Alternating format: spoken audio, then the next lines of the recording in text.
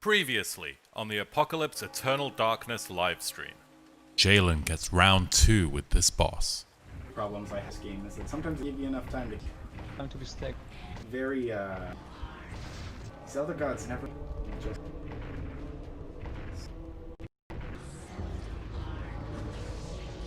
yeah. There It's every streamer's worst nightmare. Wait. Oh. How weird. Go ahead. Come on. Now I'm asking for it. I better not see Now this. they don't want to give it? I know. I better not see this death in that recap, because I wanted to die this time, Scott. It's gonna be there. Yeah, oh, probably. Definitely, just because I said that now. I wanted to die this time. It wasn't by accident. It was my choice. Okay, Jalen, whatever you say. Deep into that darkness peering. Long I stood there, wondering, fearing, doubting.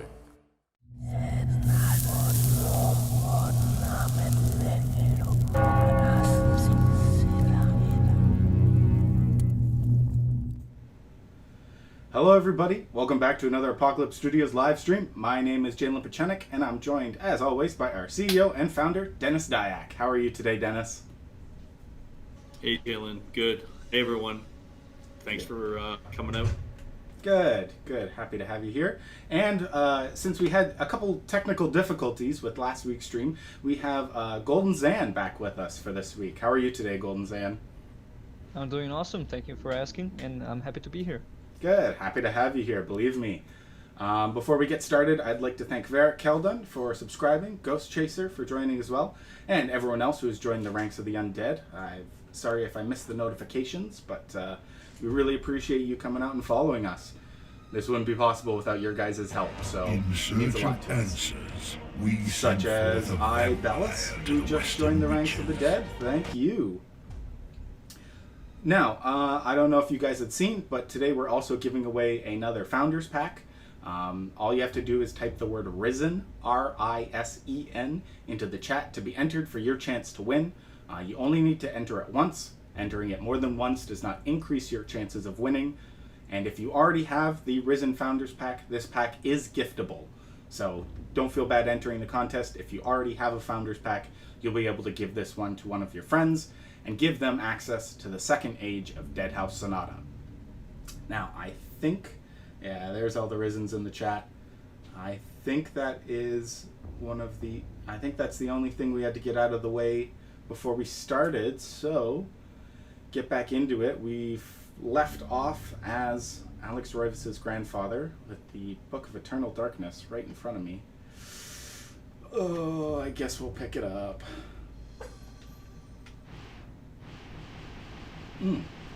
Flashback of all the characters. Ooh. Magic pool spell. I don't think I saw this last time. Interesting. What exactly does the magic pool do? Any magical energy? What's an agent's disposal? Huh. Okay. Well, we'll get back out there.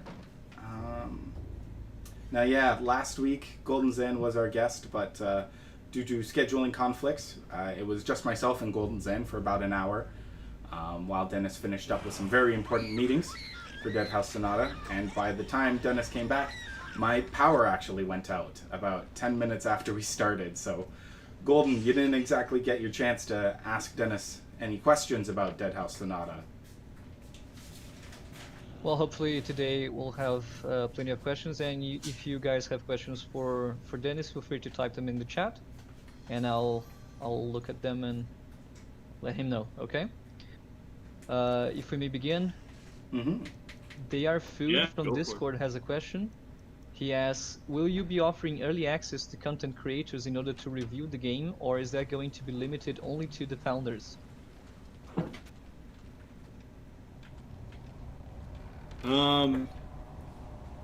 Early access for people to review the game. We have not thought about it. I guess it's possible. We could. Right now, we're concentrating on the community, and we're gonna be showing some stuff fairly early, even though we're still super early in the development. So, I guess we'll talk about it with the community to actually decide that anything's possible. So, yeah. So that's the best answer I can give for that. So Sure thing. yeah, I don't know. Sure thing. And Calypso has a question for us. He's asking, Dennis, how did you come up with all the different endings for Eternal Darkness? Were they different at first, or did you have it all planned out?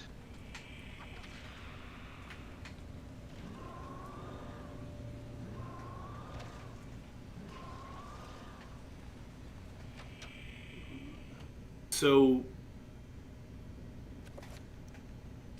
like all the designs that I do, things come together through understanding and iteration, and it always comes down to building fundamental systems.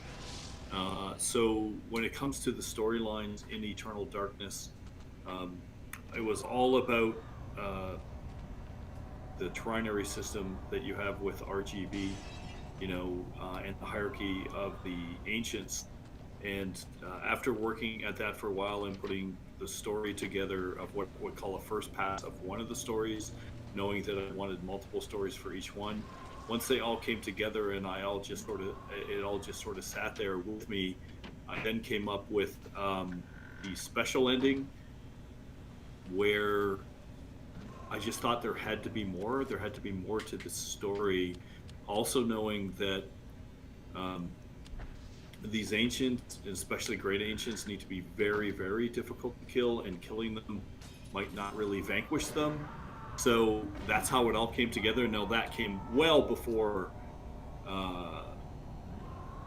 that was in the later parts of the story, but that was still very early on in the game. So I guess that's the answer. If I understand the question right, does that make sense? Yes, it does. And I imagine that you can apply some of that in Dead House as well, since we happen to have trinities in Dead House and other kinds of connections. It's already happening. It's already happening. happening. Yeah. Great.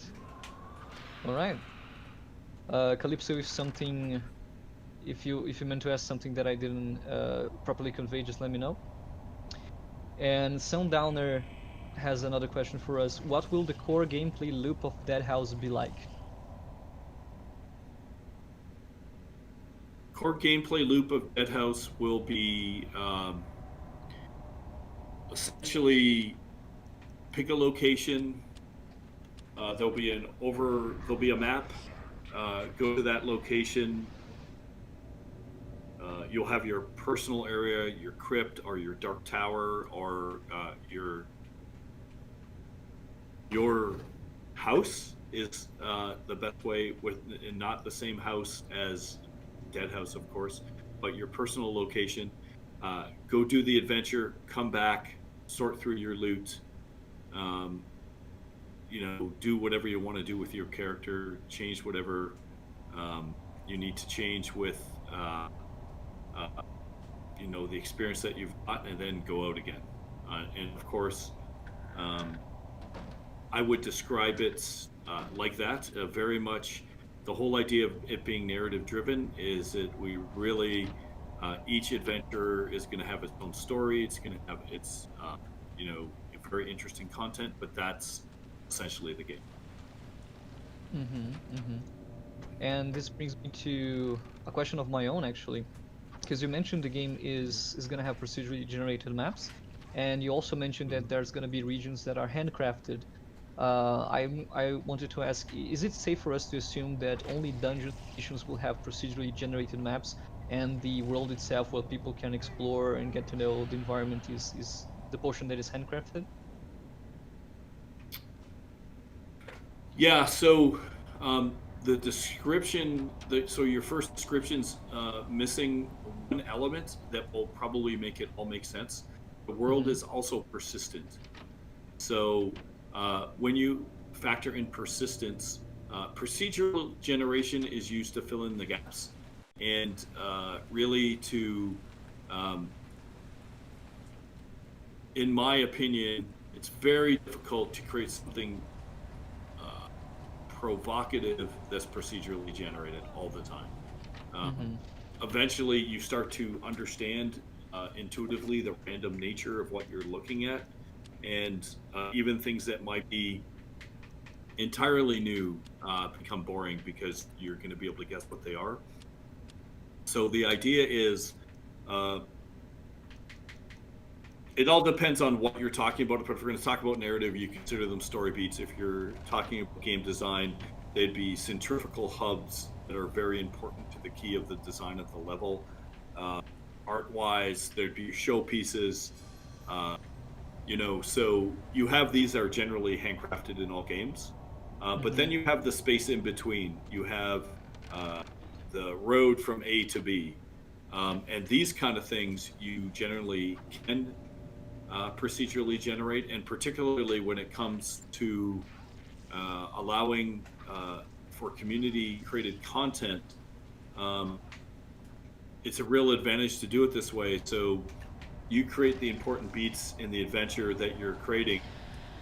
We procedurally generate everything in between. You certainly can handcraft stuff, but this will allow people to spend the time on, the designers and us, spend time on things that are important, and then at the same time not spend time on the things that are procedurally generated. Now, the overview map itself is persistent, and which means the world map as you see it, that's not procedurally generated. Well, it kind of is, but not really.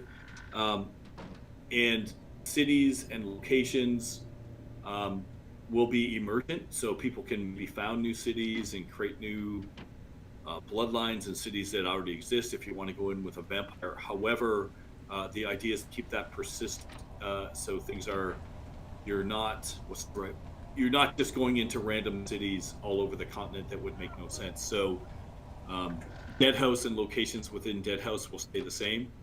Locations and key things within locations will be handcrafted and stay the same. However, things like paths to A to B will be random, and many of the dungeons and things that are sort of unimportant can be and should be procedurally generated. I hope that makes sense. That's the structure in which we're doing things. Okay. Did that answer all your questions, or did it create more? I think I'm gonna have to wait and see what's it gonna be like in the game itself. I can imagine a little bit of what you're saying, but I'm definitely gonna have to wait and see Fair to enough. get a clear picture. Please go ahead. Sorry. What I was gonna say is, I just realized that looks. What was that one TV series? Our vampire. I really liked it. Get it was ready, on chat. Netflix. Name that blank. Blanking on it. It was kind of Lovecraftian with kids. Why am I blanking on the name of this? I really liked the first season, hated the second and third. Anyone got it in the chat? I'm looking, I don't see anything. Netflix, there's a creature from another dimension. Anyway, looks like our vampire.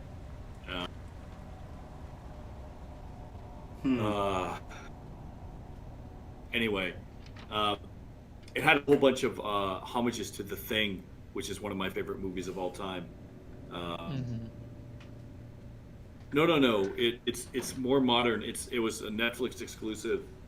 Not Buffy. Buffy's too old. Stranger Things. Thank you, Stranger Things. So, our vampire looks like the creature from Stranger Things. I just realized it. Anyway, so what I just described was the fundamental foundation for a lot of the core structures and procedural generation that we'll be doing. Thanks, Sailor Midgard. You nailed that, man. And once I think it's a really solid design foundation. And I think you're right. You'll have to try it before you truly understand it. We've got a lot of that foundation can go pretty deep, and I think you're gonna like it. So anyway, time will tell. Of course, and I'm gonna be excited to try it out when I can. DR Food on Twitch has a question for us. He's asking if Dead House is a lure-based game, like Diablo, Path of Exile, etc., or how you could acquire gear and equipment in the game. How else? It is. It has elements of Path of Exile where there's loot for sure. Okay. However, if I was to describe what the game is like at a 10,000 foot level, imagine it's like The Witcher meets Diablo. Mm-hmm. That's the best way to describe it. And I say The Witcher because of the story elements and the narrative, because The Witcher has a lot of narrative.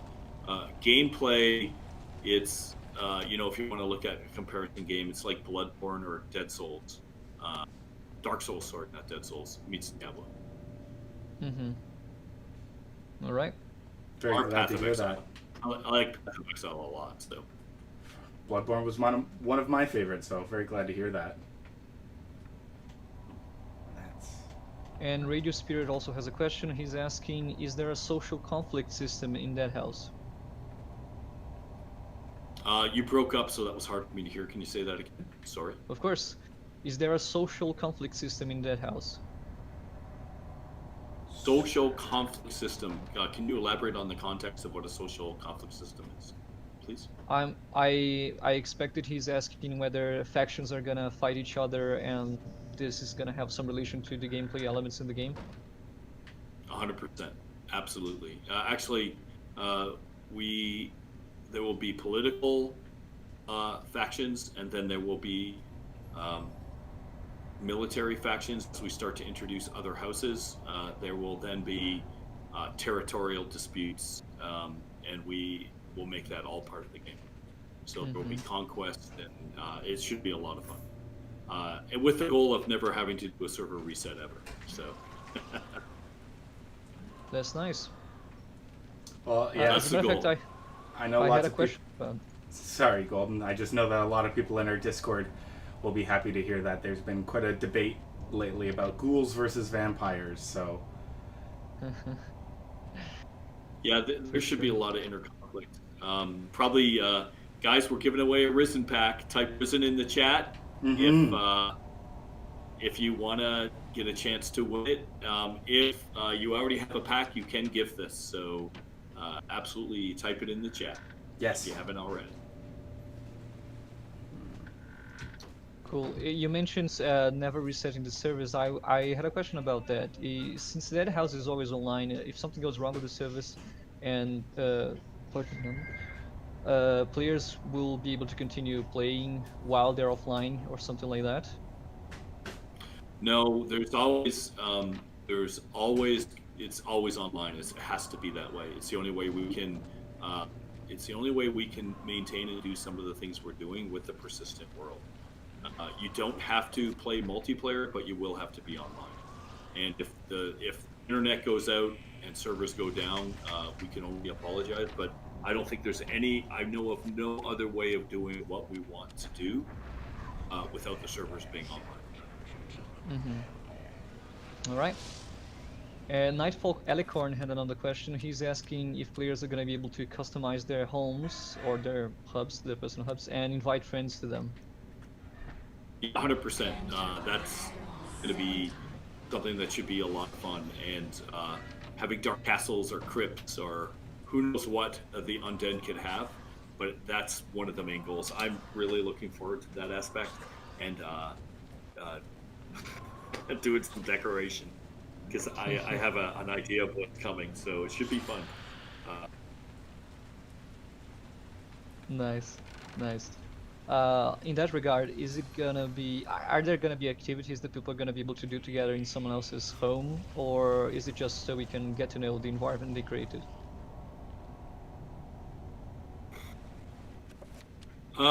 So that's fairly far down the line, but yes, I don't see why not.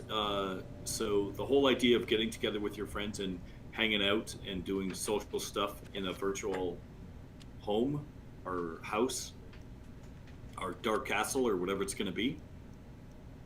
Yeah. All right. Sundowner has another question. He's asking if Dead House is gonna have any similar system to the Nemesis system in Shadow of Mordor.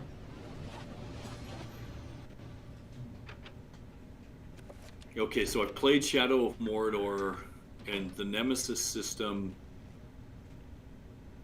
is it's kind of on the edge of my mind. Wasn't that if you fought something and lost to it, it got stronger or something? How did that work? Yeah, there was a sort of ranking system among the enemies, and Do you know?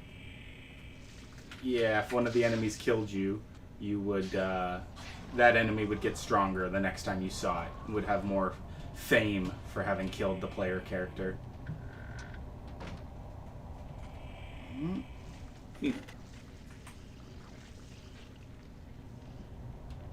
TBD. Haven't thought about that. Haven't thought about that at all. All right. Pandora Jane has another question. She's asking if the vampire in Edward. She's saying the vampire in Edward was very distinct from other creatures in Eternal Darkness, and asks were there other unique enemies that got cut from the game at some point.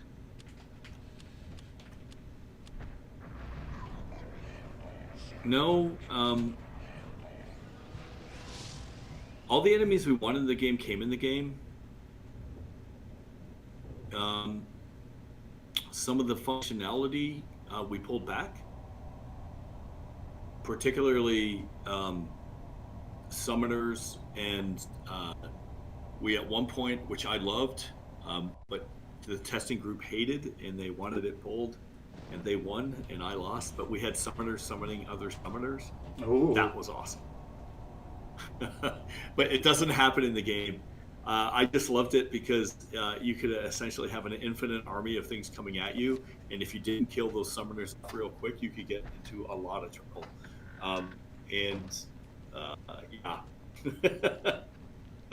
But no, all the enemies we wanted are there. I don't think we cut anything. All right. Not that I can remember, anyway. Sure. Very Caldon was asking if in the first stage we're going to be able to have or purchase more character slots than the 3 that were previously announced, one for each character class that should be available. Okay, can you say that again? You broke up again. I'm sorry. Of course, Very Caldon was asking if people are going to be able to buy more character slots in the first stage. Whether you can get more characters instead of just 3 slots, one for each class. Yeah, we haven't even decided how many character slots we're going to have, or if we're going to limit them. But if we do limit them, then yes, I would think out of the gate. We're always going to fall on the side of being fair and ethical. So I would think there would be just at least enough slots to have one of every character class. Beyond that, we haven't really thought about that too much. As long as we do fair and we're not gouging anybody. To understand the full ramifications of what I'm saying, I need to understand the footprint on the servers, what it means from a data perspective, and all of those kind of things, and we'll come up with a final answer. But I would say we would lean towards generous rather than not. If that's the best answer I can give at this point, and I hope it's a fair answer. And Of sorry course. to interrupt real quick, but thank you for hosting us, Faceless Mike. We really appreciate that. Thanks, Mike. That's awesome. Yeah, go ahead, Golden Zan. Okay, yes, of course. There are a lot of things that need to be determined before you can put a nail on that. We understand.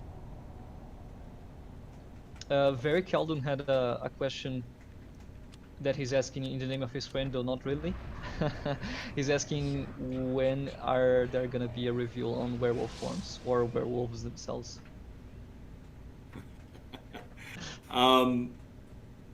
In the future, I don't know. I don't know. We're we're trying. It's the game is so big, and everyone, which is great.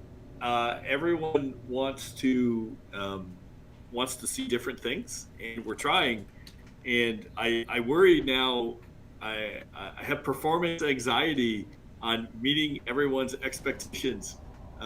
We certainly want to reveal as many things as we can. We're getting on it, and we're doing some things right now that we're super excited to reveal.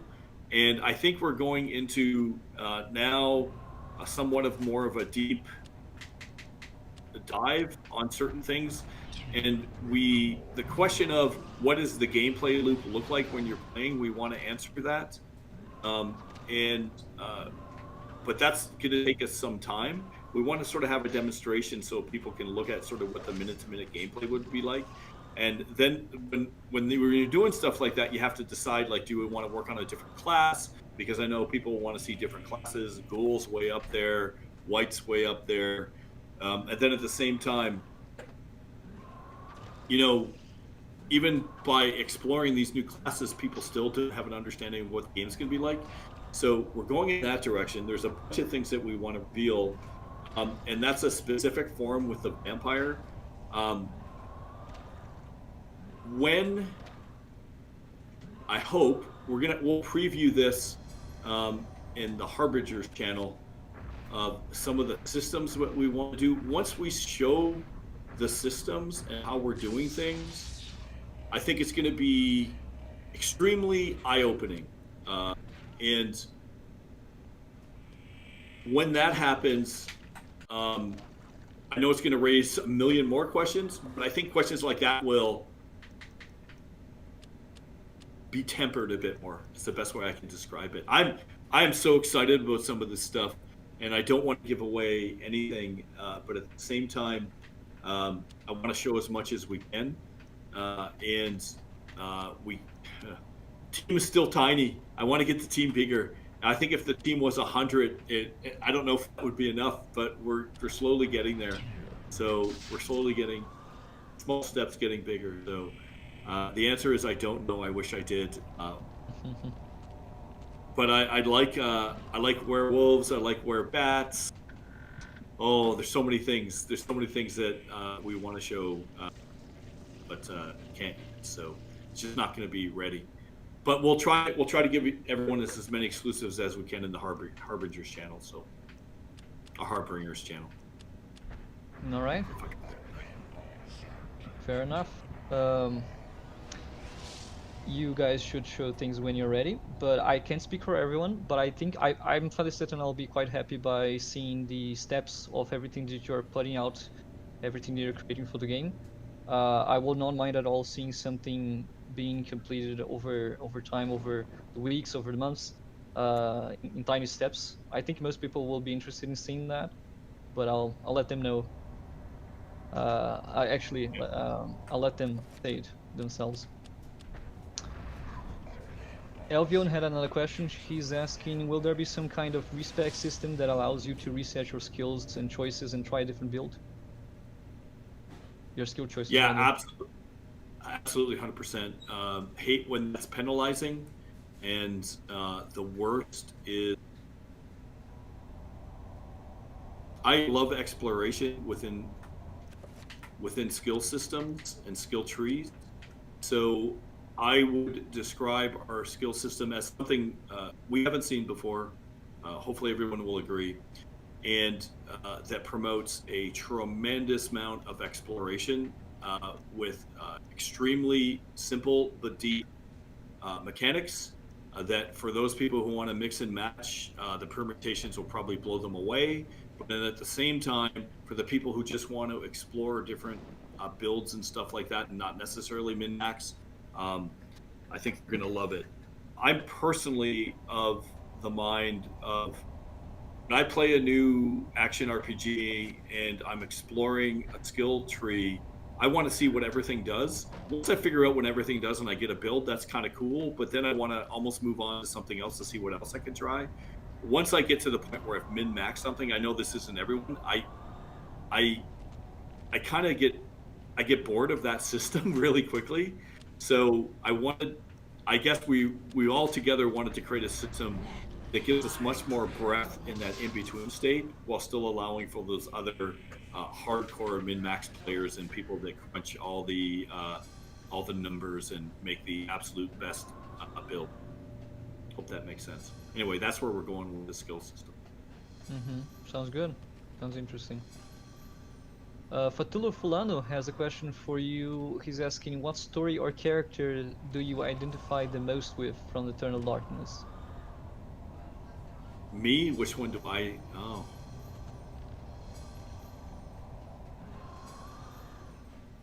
Eternal Darkness. I thought I was going to say Dead House Sonata. I was like, huh.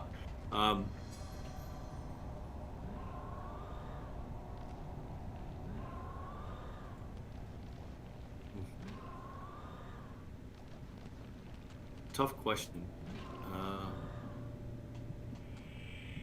I don't know if identifying most with is really tough, because I don't know if I identify with parts of different characters. Like Alex, I identify with a lot. At the same time, the whole Roivas family. Some of the stuff with Max, as an example, just kind of losing it, was super fun writing.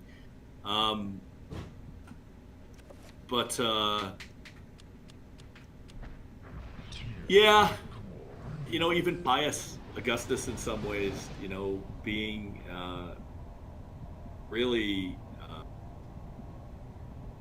not in control of everything, even though he's a very powerful character.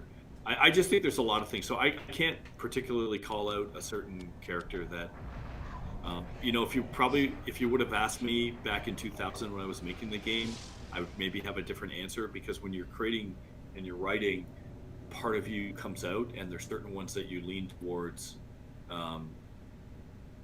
rather than, and you sort of take ownership over. There were just so many characters, and creating them all was really fun.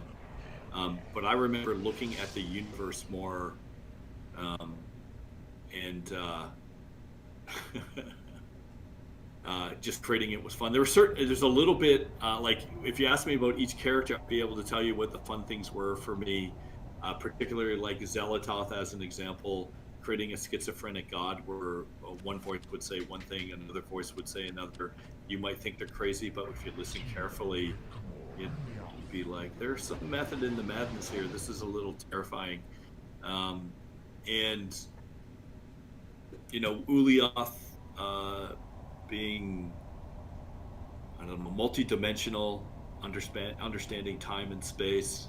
That was really fun to write a lot of his dialogue, and but I don't know if I could relate to any of the characters there except through parts of them. There's little parts of all of them that I really like, and that's the best answer I can give. Perfect. Faceless Mike has a question on Twitch. He's asking, will the game have an other world to walk around in dungeons like Diablo, or will you have a list of missions or mission areas that you can select like in Warframe?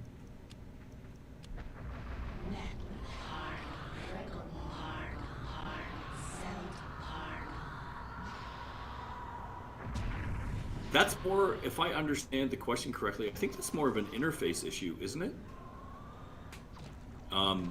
Because in Warframe, there's no over map. There is a map, but you select missions from a pull-down menu, correct?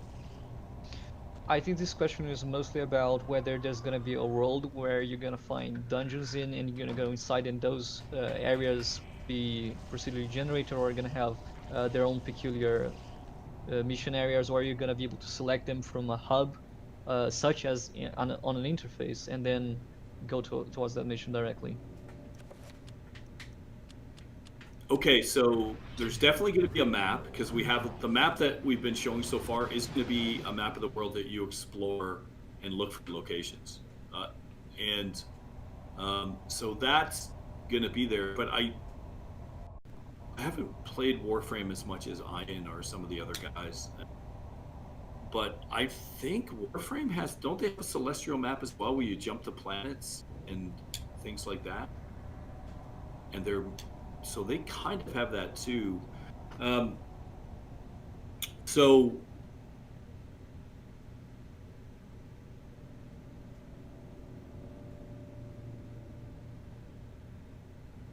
it's kind of a mixture of both is the best way I can give this answer, in that there will be an overmap, there will be physical locations.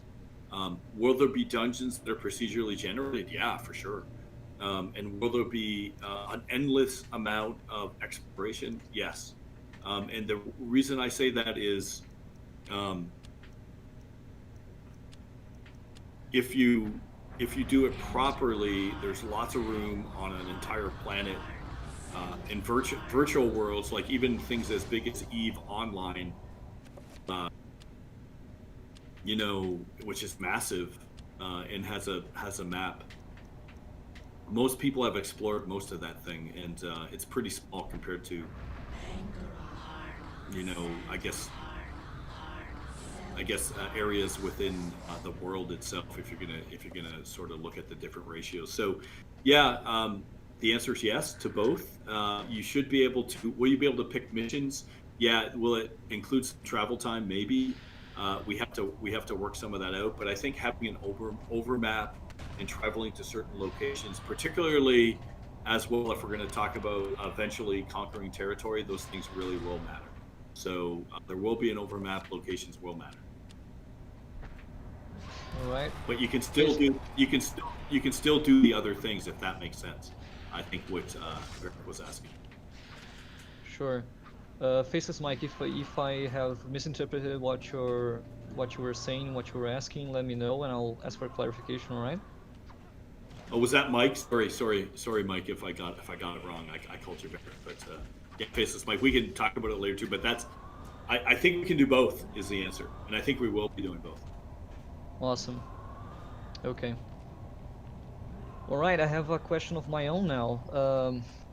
A couple of weeks ago, you published an interview that you've been through, and I had a question about them.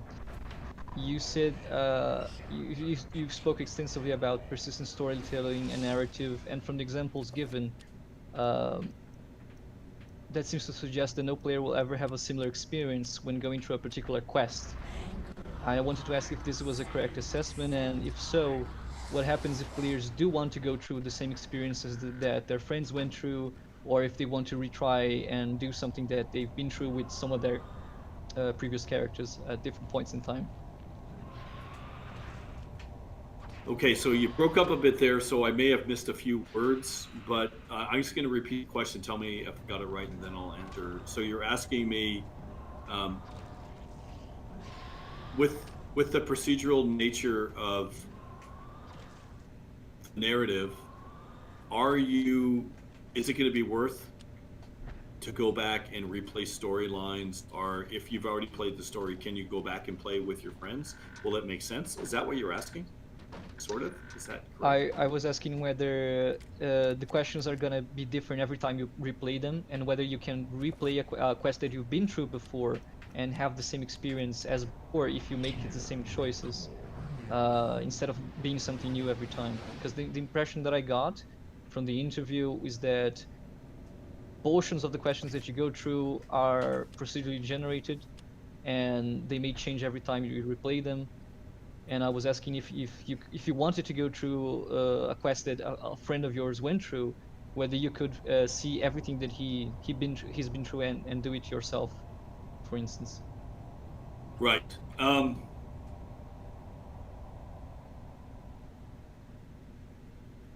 While you're just thinking there, So- Dennis, I'd like to jump in and just say thank you to Elv1 and Varric Keldon for donating bits. We really appreciate that. Awesome. Thanks, guys. So the answer to that is going to be, we can definitely do that. The question is, should we do it? And is that something that the community wants? And here's why I say that. So when you start doing procedurally generated things, it all depends on what variables you control. So if you make all the variables that have inputs into the procedural generation, if the player has control over those, then if they do the same things and turn the levers, wow, did you get them finally? Oh, finally, yes. My apologies to everybody in chat that's been watching me come into this hallway just to walk around in circles. So, We've got 'em. I wish you had the chicken shield, man. That would have been perfect. I know, Which would honestly. be, okay, so with procedural generation, it's all about variables, and so if we were to only have or allow options to only have what the character does as be the only inputs into the procedural generation, then certainly yes, you could do that. However, if you started opening up some of those variables that are beyond the player's control, then the answer is possibly, but it becomes unlikely. So what do I mean by that? So I'm going to give a couple examples that I think are pretty interesting. So one of them is time of day and season and year. So if we're going to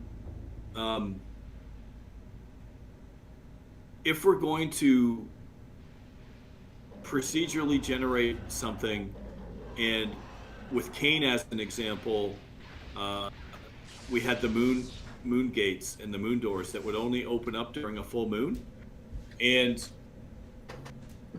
that's got to be something that's persistent on the server, the time of day. So if you did something and you had an adventure where the secret was based upon the time of the day or that full moon, then you would have to do that, and that would be out of your control. So you could try to revisit something, but once again, the doors wouldn't open and things would be different. So that's one area of persistent that is out of the player's control. Another one is the deep social media integration. So what if we had players visiting from streams and they were affecting the level? Another would be if you're playing co-op, that would affect the level. So if the community, there's a lot of things that we're talking about doing with big data in this regard that I think is extremely interesting, and I think there's a lot of value on being able to tell a story and show what you've been doing, and show other players and have other players experience the same thing. So I guess we really have to explore with the community how far down that rabbit hole do we want to be, or do we want to go, and how much control do we want to give the player. So it's definitely possible, and it's a matter of effort, and it's a matter of design. So you have all those three things together. And when I say a matter of effort is, do we want to make everything available, like list all of those systems? Do we want to be able to somehow save the variables as you go into the level, so you can show that level off to your friends so they experience the same thing that you did? There's all kinds of ideas that we can do with that, and hopefully, so there's a lot of really cool exploration we can do. But as you can see, the whole idea, this is really now moving towards the real different shift between something. You didn't kill him, buddy. Just by the way, are you running out? You knew that. No.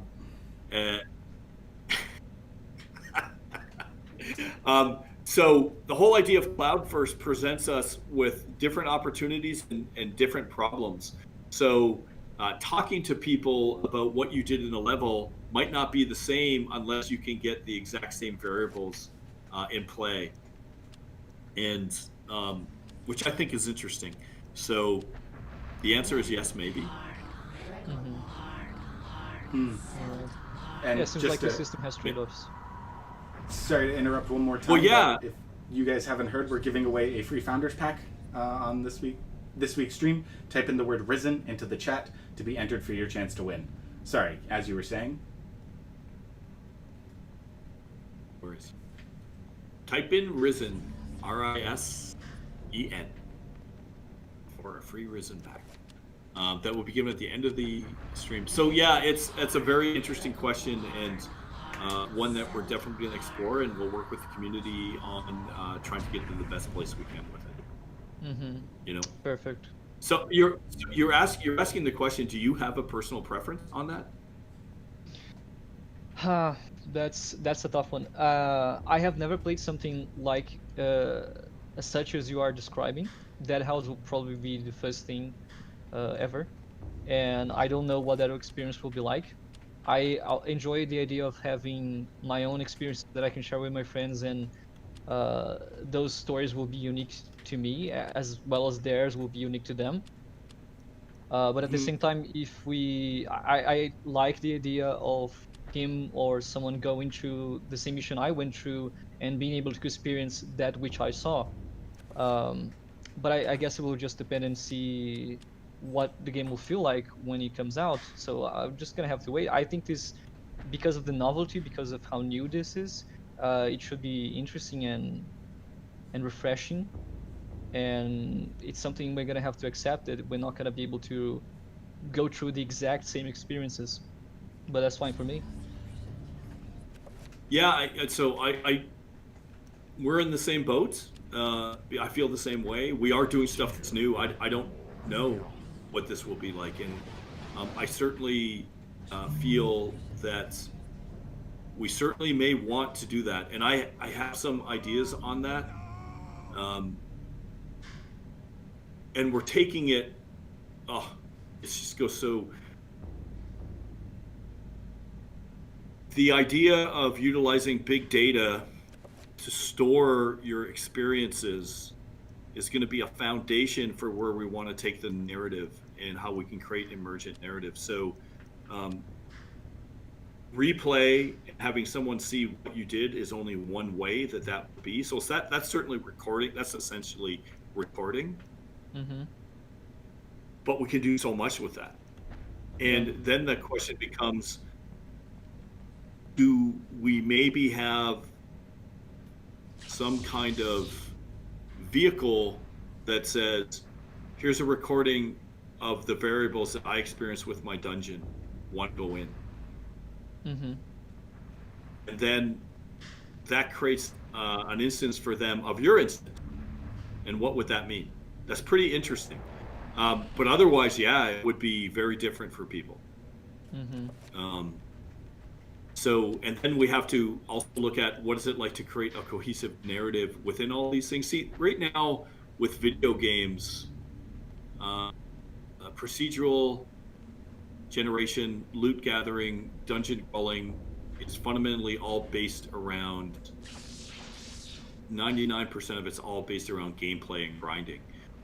Which I understand, it's the foundation for video games, but we need to go beyond that. We need to start learning to tell stories, create environments where the world is living and breathing. And though I know there's a want and a need if something goes wrong, if the power goes out or your internet goes down, that you want to be able to play this, frankly,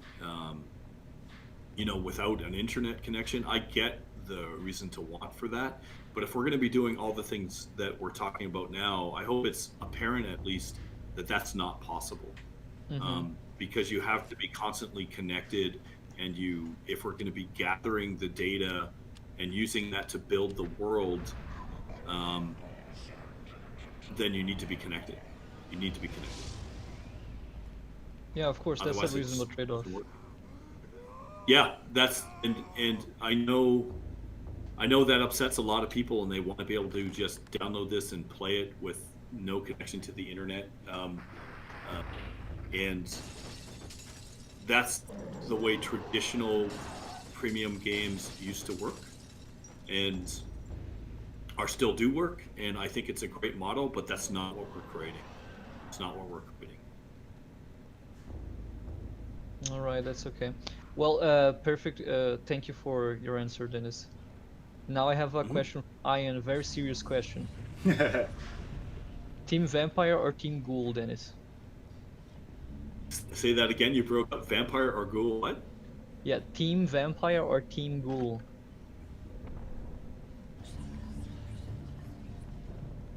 Lich. Lich is the only I think answer. I think I'm Team Revenant. I think I'm Team Revenant. Incorrect. Revenant. But that's okay, Dennis. Revenant. I really like writing for the Revenant right now. I get really satisfied when I write his lines, and the Vampire is fun. Jack has been doing a lot of the Vampire, and I want to make sure the Vampire is fresh, and so I have a chance to guide the Vampire without doing it again. I'm worried that if I was to write a Vampire again, it would be somewhat stale. But you guys tell me, keep us on our toes. The Ghoul, can't wait. But we're not that far down the road yet where I've been writing Ghoul stuff. But there's something about you are what you eat, and being a chef is that's going to be pretty interesting stuff, and I really am looking forward to that too. But that's going to be pretty. Some of that stuff is, well, the Revenant's already pretty nasty, but the Ghoul's going to be very nasty. So I don't know. It's going to be hard to tell. I like them all. I'm really excited about the Banshee as well. I really am looking forward to some of the things we're going to do with the Banshee, because the Banshee is going to be a very mean character. So Interesting. I'll want to try out all of them. oh yeah, me too. So of course I love the Vampire. I'm a huge Vampire fan, and I like new things though too. So I guess I think that's what excites me the most about Deadhouse Sonata is we're doing so many different things. There are times when we're in design sessions and we'll be like, should we try to do something new? And I always look at, we're doing so many new things now. Sometimes I just feel like falling back on the shoulders of giants and just, what did they do? Because this is a wheel we don't need to reinvent because we've got so many other crazy things. And sure enough, that's how our design session started at the beginning of the week, and we came up with something completely new by the end of the week. It's cool though. I can't wait to share it. Nice. All right, we have a question from Twitter. Pal Driscoll Tree asks, what will you be doing aside from different playstyles to encourage people to replay the game? And will there be branching story paths or unique elements based off of classes? Yes. Yes. So I'm gonna fall back to a previous answer. Most gameplay and grinding in the past has been based off of this is a really good question, has been based off the fundamental perspective of gameplay. So that means that when you play a different class, it's a different feel, and its gameplay style is, learning that style and seeing the same thing from a different perspective. What if we created a game where iteration and one of the main parts is actually narrative and evolving storyline. So when you're coming back to play, whatever class you're playing, when you revisit, things have changed, and there's different things in the world that's constantly evolving. So even if you revisit a dungeon or a certain location, we have a persistent calendar and chronology. So the world is moving on, and that will affect it as well. So I'm hopeful that these narrative persistent changes offer significant variety in the sense of there's a familiarity if you revisit a place, but at the same time, It's different. It's kind of like when as we're playing Eternal Darkness here, and you revisit a level, and it's 200 years have gone by, the level's changed. It's still the same level, you still recognize it, but it's different. That would be the goal of where we'd want to take it, if that makes sense. Mm-hmm. Yes, Which is it a does. really cool feature of Eternal Darkness. I don't think I've talked about that yet, but coming back to different areas with more knowledge about where things are really changes the way you play. Yeah, it's that whole, I guess that whole perspective is sort of a meta perspective where you're playing the character, but at the same time you're playing Alex, who's living through the lives of that character, and she's in modern day, and these things are happening, thousands of years ago. And my favorite level for this, and I wish we could have done more of it, is the cathedral, because at first when you play the cathedral, it starts off as a small little abbey, and then later it branches out to something much bigger. Mm-hmm.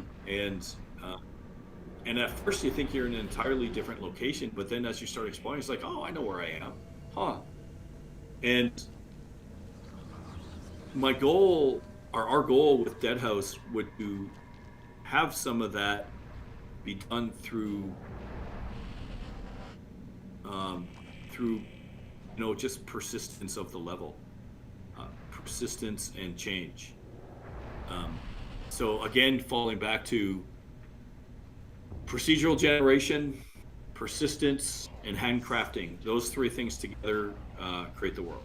And that's hopefully those things all build up towards making something that's greater than the sum of its parts. Mm-hmm. I understand. And I have a quick question in regards to time passing by, specifically to the ages. Do you have a specific time span between ages, or are they all going to be different when... Are they going to be in different, too long periods between each other? Or are they just going to be the next day except in another era, for instance? Yeah, so the length of an age in real time, probably at first is, if I'm going to guess, maybe be about 6 months apart, maybe 3. But as the game matures, they'll probably be 1 year apart, and it's going to depend upon completing storylines, major events. So unlike a lot of games out there in our universe, characters will die, or in the case that they're already undead, be destroyed. Regardless of how popular they are, they won't come back. Not bring them continually just resurrect. Popular story's a story. There should be some catharsis. There should be some meaning, and we'll move on to different storylines. Inevitably, that will mean some people really like other storylines more than others. But I think we'll mark ages as a significant narrative and universal turning point for the game, where the perception of the universe has significantly changed to a point where there's no going back. You essentially pass an event horizon in the universe, and so that's how we'll do it. The exact time frame for that, I'm going to guess, as the game matures. Once we're at a 1.0, will probably be about 1 year apart every time we introduce a new house. So the goal would be to introduce a new house every year, introduce new factions, new storylines. It's a lot of work, but that's pretty far away for now. So. Right, of course. I was actually asking specifically about in-game time passing in between ages, but I understand what you're saying. And game time in between ages, what do you mean? No, I don't even understand the question then.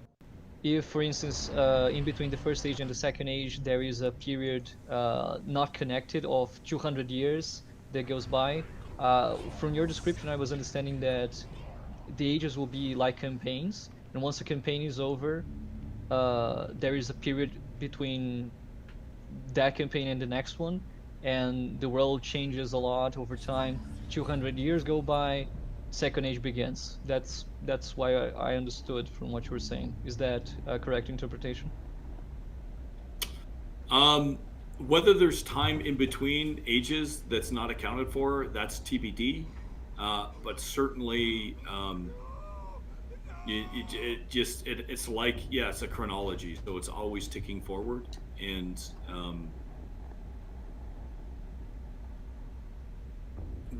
I guess that particular question or that particular definition is TBD. But regardless of whether there's going to be time in between the different major storylines, if we jump ahead 1,000 years later and then there's been 1,000 years of change, that's more of a content decision. However, time is constantly marching on in the universe, and until we get to a 1.0, some of the first, second, third, possibly fourth ages, depending on how much time we are going to be until we feel the game is ready to go and we're ready to release a full sort of storyline, those will be that's when the universe is going to be changing a lot. It's sort of like be in a mythic or fantastical era where some of the powers are going to be widely broken, and but it also offers so much opportunity. There's so many cool things with opportunity of potential ascension into godhood for characters. What does it mean?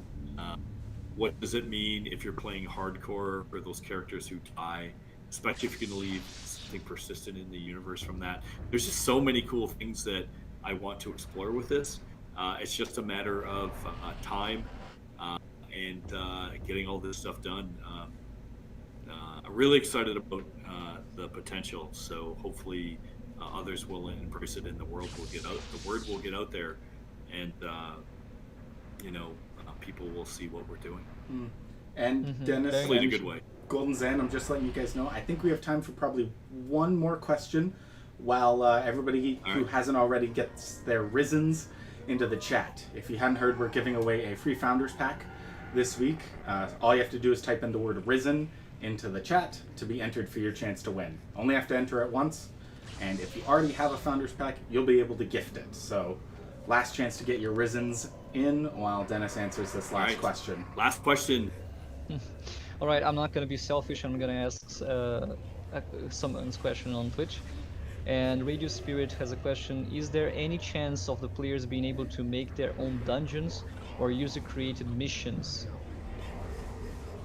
Yes, that is specifically planned, absolutely 100%. And the idea of being able to create user-created content is multiple folds deep. The first one is we want to make the tools so accessible that you won't even have to open Lumberyard. We will provide tools that you will be able to create something from beginning to end that goes from top to bottom as far as specific enemy placement, dungeon design, to storytelling and narrative. And then the next step with this is we want to create a micro platform allowing you to monetize these things so you can sell them, and if people want to buy them, then all your hard work will not only be recognized by the community, but you will be allowed to make money as well. So that's the idea. There All we right, are. thank you. All right, I hope that answer satisfies. I'm just getting into a safe spot where I can save the game before we do the draw. Got through. This might be a while. You should probably kill this guy. Why don't you kill him? Or her. Okay, there we go. Saved, thankfully. No deaths this time. I was actually trying to die a little bit there. Some people in the chat were asking me to try to die so I could give Scott something for the promo next time. But he wouldn't kill me. We were just hanging out in that room. We were just chilling. I tried.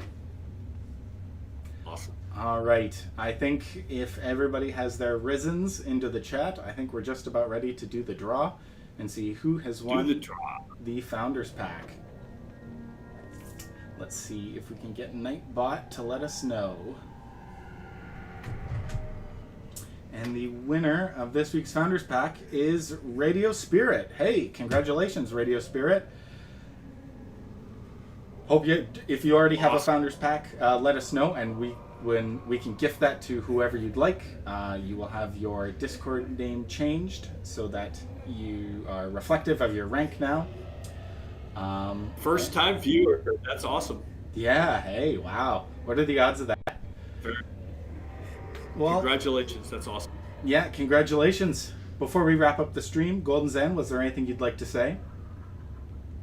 Well, thank you for having me, and I'll see you guys next time. Yeah, Dennis, anything from you? Thank you, Zan.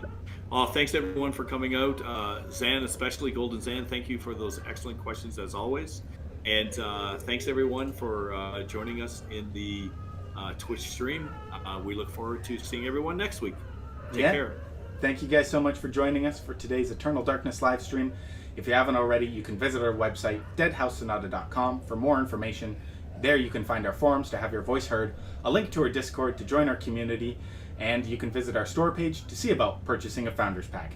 Congratulations again to Radio Spirit. We should be giving away another Founders Pack next week, so stay tuned for that. You can like us on Facebook, follow us on Twitter and Instagram, join our subreddit on Reddit, and after this stream, we should be having an after party in our Discord chat. So hope to see you guys there, and in the meantime, fight the living, everybody.